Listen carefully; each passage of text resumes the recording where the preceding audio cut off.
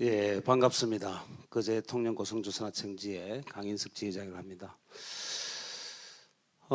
마음이 굉장히 무겁습니다. 왜냐하면 이 조선업 르네상스라고 했을 때 정말 르네상스로 갈 수 있느냐 없느냐는, 만약에 거통고 조선하청지가 22년처럼 독거장을 점거하고 이대로 살 수 없지 않습니까? 라고 했을 때 과연 조선업이 르네상스를 이룰 수 있느냐, 이겁니다.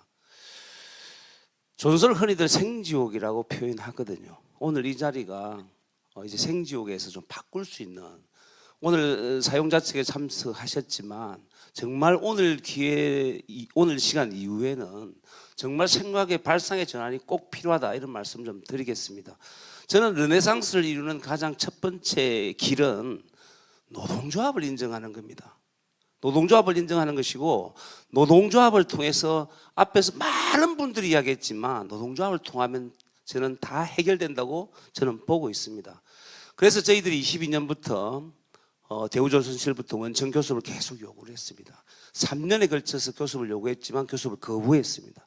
그런데 지금은 행정법원에서 1심 판결로 원청 교섭해야 된다고 이야기하고 있습니다. 얼마 전 12월 말에 중앙노동위원회에서 원하청 자율적으로 교섭하라고 이렇게 결정을 내렸습니다. 그런데도 지금까지 하나올시는 계속 거부를 하고 있습니다. 법적 구속력을 충분히 갖추었음에도 불구하고 하나올시는 지금 아직까지도 근로계약을 체결한 당사자가 아니기 때문에 사용자가 아니니 교섭에 나올 수 없다고 합니다. 그런데 현장은 어떻게 되어 있겠습니까? 현장에는 하나올시는 임원이 내려와서 현장의 시간 통제, 노동 통제, 공정 통제, 노동 통제 다 하고 있습니다. 본인 스스로들이 사용자임을 다 표현하고 있습니다. 그런데 실제 교섭장에서는 그렇게 하지 않고 있다는 거죠. 그러면 3월 12일 이후에 법 시행이 많이 되게 되면 그때는 과연 나올 것인가, 하나올시는 교섭에 응할 것인가, 솔직히 의문스럽습니다. 그래서 저희들은 또다시 결단을 해야 되나? 22년처럼 또다시 독거장을 점거해야 이 사람들이 나올까? 이런 고민을 하고 있습니다. 현재도 법을 지키지 않는데 과연 그때는 지킬 것인가? 이런 고민들이 있습니다. 결론적으로 말씀드리면 세상이 바뀌고 있습니다. 대통령조차도 노동 3권을 얘기하고 있고 노동조합이 단결을 통해서 자기 문제를 풀으라고 하고 있는 이 마당에 왜 자본은, 회사는 시대를 역행하는 것을 아직도 하고 있는가? 그래서 오늘 이 자리를 통해서 저는 반드시 우리 사용자분들, 참여하신 분들이 노동조합 믿고 원하청 교섭에 나와야 된다, 이렇게 좀 말씀드리고, 우리 장관님께서도 그런 부분에 대해서 답변도 좀 해주시면 고맙겠습니다. 고맙습니다. 네, 말씀 감사합니다. 네, 이렇게 노동자분들을 대표한 총 4분의 말씀을 잘 들어봤는데요. 장관님 말씀 부탁드리겠습니다. 네, 네 분의 노조 지도자분들 말씀 잘 들었습니다. 아마 제가 네 분의 말씀 들으면서 공통적으로 생각드는 것은 신뢰자산 그리고 상생 뭐 이런 내용이었습니다. 네 분 다 말씀하시는 것은 노동조합을 대화의 상대로 인정하고 우리 앞에 당면에 있는 여러 가지 과제를 교섭을 통해서 또 노사관계를 통해서 풀어나가자. 그것이 조선산업의 진정한 어떤 새로운 르네상스를 앞당기는 길이다, 이렇게 말씀하시는 것 같습니다. 제 생각을 잠깐 말씀드리겠습니다. 아까 제 생각은 이미 대통령 업무보고 그리고를 통해서 말씀했듯이 조선산업을 포함해서 우리 제조업 그리고 우리 산업 전체의 근본적인 패러다임이 변하고 있는데, 아까 외국인 노동정책도 마찬가지인데 조선업 르네상스라고 얘기는 하지만 기대와 우려가 교차하고 있습니다. 아까 다 나타나지 않습니까? 도크의 물량은 연일 신문을 보면은 LNG선 수주가 얼마가 됐고 하는데 상인들은 걱정합니다. 그게 나하고 무슨 상관이 있는데 과연 이게 지역 옹기로 갈까? 또 노동자들은 걱정합니다. 기업은 엄청난 수주를 했는데 결국 그걸 AI라 인공지능이든 아니면 외국인 노동자로 대체하려고 하는 거 아닌가? 이런 걱정을 합니다. 그래서 저는 이러한 대전환을 노동 있는 산업 대전환, 노동과 함께하는 진짜 성장. 그래야 진짜 지속 가능하다.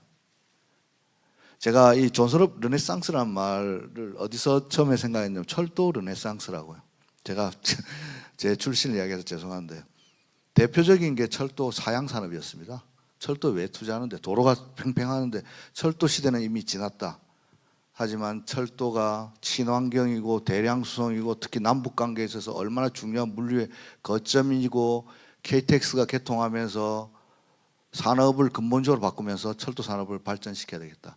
여기에 대한 건 비용이 아니고 투자다. 그런데 그 방식이 민영화가 좋을 거냐 아니면 공적으로 가야 되냐. 우리 시대가 한 10년 이상 했던 건 결국 공적으로 성장시켜야 된다. 온 나라가 나서야 된다는 거였습니다. 왜? 전략산업이라고 하면 기업에게만 맡길 수도 안 되고 노조에게만 맡겼어도 안 되고 나라가 나서야 되고 지방정부만 맡겼어도 안 되고 중앙정부. 그래서 함께 만드는 좋은 일자리인데요. 여기서 저는 한 가지 꼭 드리고 싶습니다.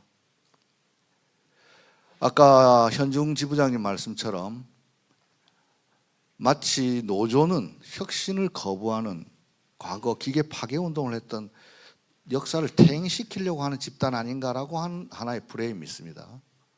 또 노조나 또 이쪽에서는 자본은 탐욕만 앞세워가지고 어떻게 해서든 사람 잘라내려고 한다. 비용만 줄이려고 한다라고 하는 또 프레임이 하나 있습니다. 저는 두 개 다 정답은 아니라고 봅니다. 왜 그런 거 아니? 자본 입장에서 보자면 어떻게 해서든 국가 경쟁력, 글로벌한 경쟁력 속에 살아남아야 될 것이고 뭐 등등 있는데요. 그래서 제가 이야기합니다. 우리 앞에 놓인 도전은 복합적이고 중증적입니다. 한 기업 노사관계로 풀 수가 없습니다. 그렇지 않습니까? 그러니까 여러분들이 초기업 교섭 이야기하고 조선노연의 사회적 대화를 이야기하는 거 아닙니까? 저는 해법은 여기에 있다고 봅니다. 조선산업은요, 저는 10년 전도 불황, 호황이 조선산업이 이렇게 가니까 자본 입장에서 10년 뒤를 대비해야지.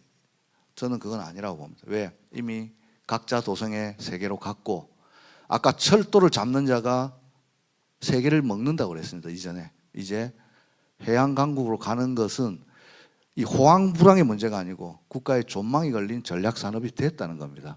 그래서 조선산업발전기본법을 이야기하는 시대가 된 것 아닙니까? 나라가 왜 대기업한테 지원하고 왜 합니까? 민간이 해야 되는데. 즉 결국 전략 산업을 육성하기 위해서는 공적 자금 들어가야 되고 그게 들어가는 이상 거버넌스는 만들어져야 되고 이 모든 혜택은 공적 자금이 들어가는 순간 혜택은 지역사회로 환원돼야 합니다. 또 청년의 좋은 일자리로 만들어져야 된다 이 말입니다. 그래야 그 말이 오늘 우리가 하고자 하는 함께 만드는 좋은 일자리가 되어야 조선업 르네상스가 된다는 거고 그 과정은 방법은 없습니다. 사회적 대화, 기업 단위에 넘어서서 초기업 원화청 교섭하고 그걸로도 안 되면 조선노연 차원에서 사회적 대화하고 안 되면 경사노위 차원에서 하고 그래서 모든 중앙정부와 지방정부의 자원과 지혜와 힘을 모아서 조선산업을 대한민국의 새로운 성장 동력으로 만들어낼 때 이것이 바로 노동과 함께하는 성장이고 지속가능한 성장이고 위기를 기회로 바꾸는 노동과 함께하는 산업 대전환이라는 게 우리 부의 생각입니다. 그를 위해서 오늘 타운홀 미팅을 하는 것이고 여러분들의 제안을 가지고 아까 우리 하나오션 대우조선 지금 명칭은 노조 이름 바뀌었는지 모르겠는데 하나오션 지회장님 말씀하셨던 그 지난 대선 때 약속 지킬 수 있도록 열심히 하겠습니다. 네, 이상입니다.